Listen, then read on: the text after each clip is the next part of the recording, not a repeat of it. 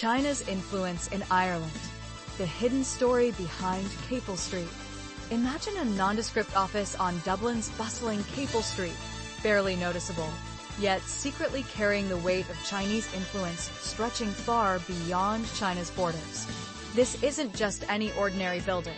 It's a front for a global strategy that links Dublin's vibrant Chinese community to China's political ambitions.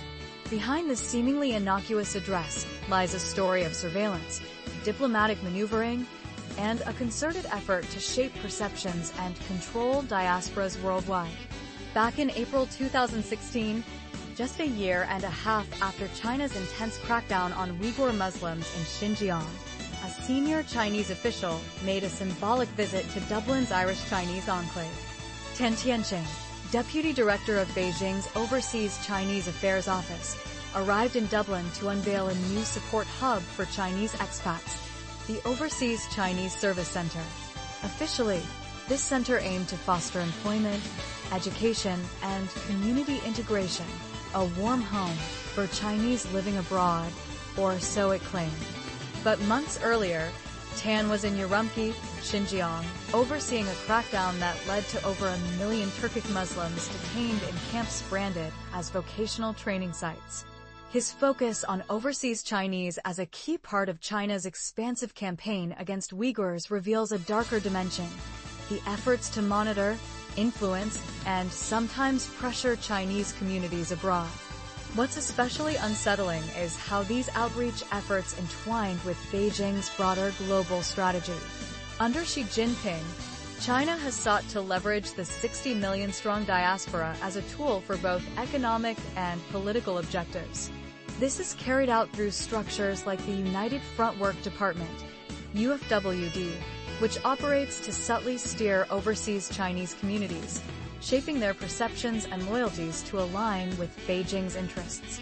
In Dublin, the office on Capel Street was set up in the offices of the Fujian Chamber of Commerce, a hub for many recent immigrants from southeastern China.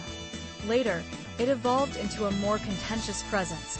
By 2022, a police station affiliated with Fuzhou in China was allegedly operating from the same premises, offering services like identity card replacements and even visa screenings. Human rights groups warned that these stations might be less about assistance and more about persuasive tactics, pressure to return to China to face legal charges or silent surveillance. Despite official denials from the Chinese embassy claiming the station had closed, evidence points to a complex web of influence. Key figures in Dublin's Chinese business community, such as Dao Zhongqin and Wada Qin, have ties to organizations with direct links to Beijing's objectives, including promoting reunification with Taiwan or supporting the Chinese Communist Party's narrative. International observers see these activities as part of a strategy far beyond simple diplomatic outreach. They're embedded in an effort to embed Beijing's influence deep within local communities, shaping perceptions and policy long before any official state visit or diplomatic gesture. The question isn't just about Dublin's office on Capel Street.